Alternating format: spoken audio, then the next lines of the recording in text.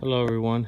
Today we're doing a little oil change and a little tune up, change the air filter, fuel filter, and I'm not sure if I'll get time enough to do the spark plugs, but I just want to show you the oil change. Here, this is the first time I've ever done it to this machine, so I'm assuming that's the drain plug, and it has no hole at the bottom. And I don't want to get it all over the machine, so here's my pen at the bottom here, and we are kind of on my driveway in an incline, so everything should flow this way. But what I have here is this and a plate, and hopefully it'll drip into the pan at the bottom. So stay tuned. Let me get a tripod and let you see what happens. Okay, so we're gonna drain it now. Hopefully like I said, this is the oil drain plug. Hopefully we don't make too much of a mess, and I'll let you know how it goes. And it's a big mess. Well, I guess if you know a better way, let me know. But yep, all of it and most of it, it's on the floor.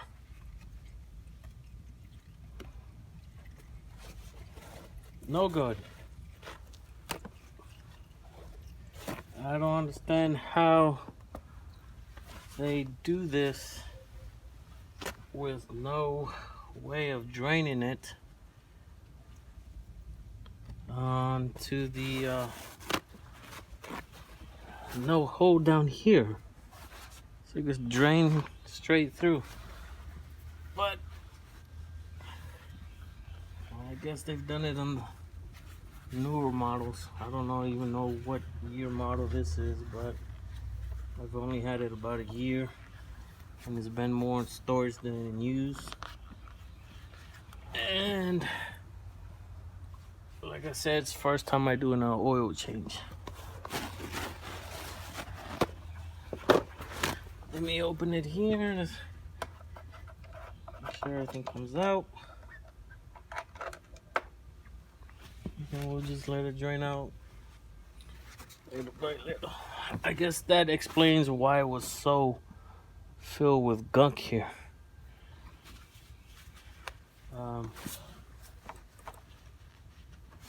I see that it's not the first time that this happens. Now it's just a matter of cleaning it up. I'm glad I didn't do this inside, mind you. Did it outside. Look at this mess. No good. All because they didn't put a damn hole on the thing there to be able to drain it straight down. Well, let me clean this mess up. Stay tuned. Okay, now to clean the mess up.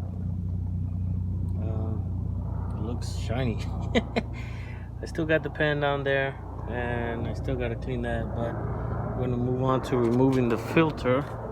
Oh, by the way, this is the old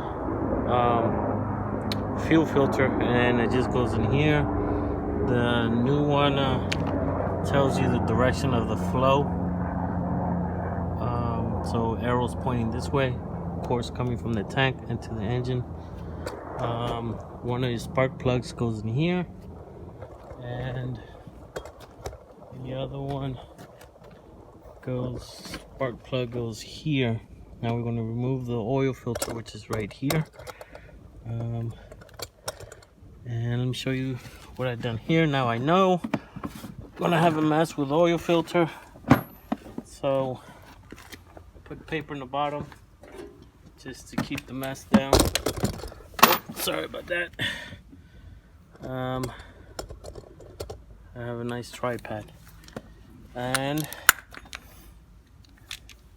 Got this little gadget, just connects here, and on your filter, and just loosen it up.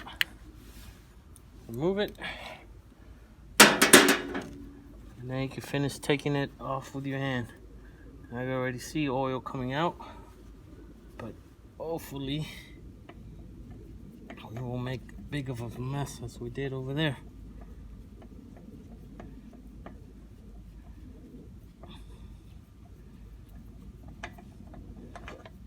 And just hold it like that, upwards, because there is some oil in here. Just hold it upwards and you should be fine. You may get a couple drops there and there. And then let me clean my hands.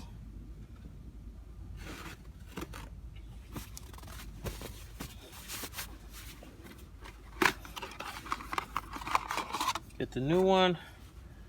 They say just rub a little bit of oil on the rubber seal here. And if you want to know what the purpose of that, I think it's just so that when you tighten it, it easier to slip, turn around, I guess. Some say that it's to make a better seal. I don't know. I just see it as when I turn it, it lubricates the rubber, so it allows me to turn it even better with a little bit of oil. And I want to say the lady at the store did not give me the right filter.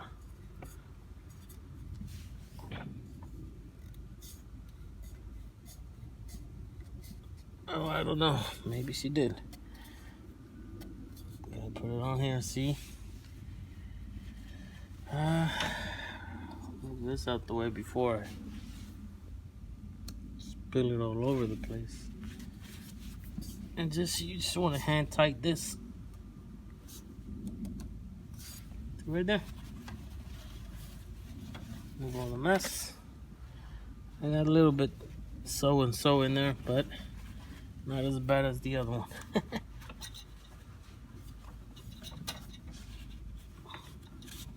Alright, let me clean this up and then I guess we will get to the spark plugs. Stay tuned. Okay, next thing I'm going to do is, my filter's in, cleaned everything up. I put 1 quart of oil in there so far, but I think it takes a quart, 0.8, something like that. I have to look at the manual. But now we're going to change the spark plug. So it uses a 19 mil.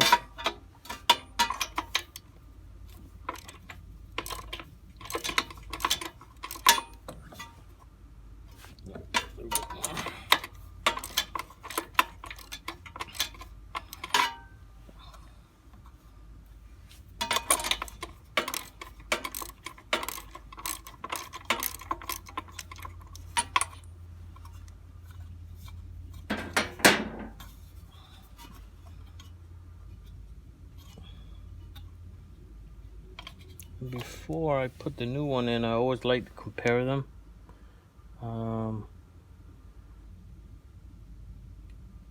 Well, just to make sure it's not, I like to compare this part. I want to make sure this is way bigger than that, and they look pretty good. And it's a little longer on this side, but they told me these were the right ones. Hope I could trust them. Well, I guess I am if I'm putting it in there, aren't I?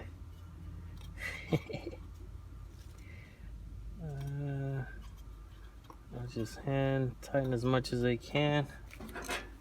And then just rag. How tight? I don't know. Until you kind of feel there's a little rim on the spark plug. Sometimes you can feel it crush.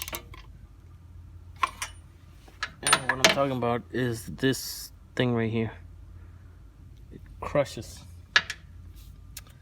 that's it for this side. Just sets in like that, and you get the other one.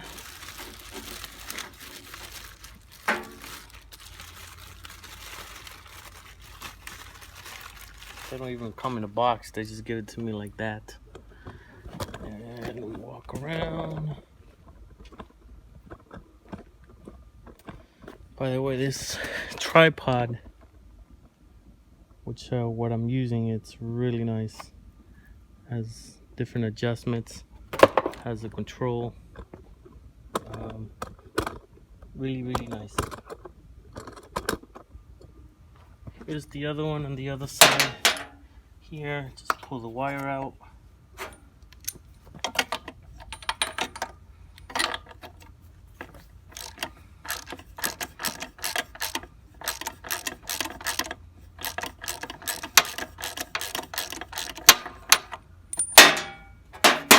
Now it came. I don't know if you can see how crushed this is compared to that one. And when you tighten it, you just want to tighten enough where it gets crushed. And or go refer to your manual. They'll tell you how much torque it needs. I don't like to read.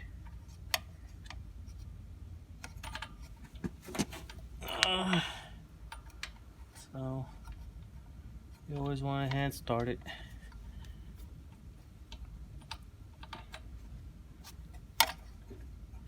So I don't give you much to hand start it with.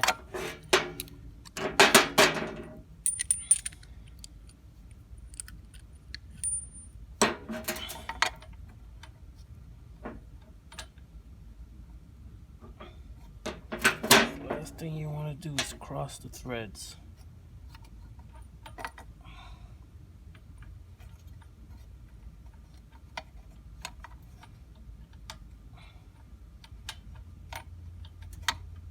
Oh, I don't want to bore you to death, but this is how you change the spark plugs. Fuel filter. You drain your oil.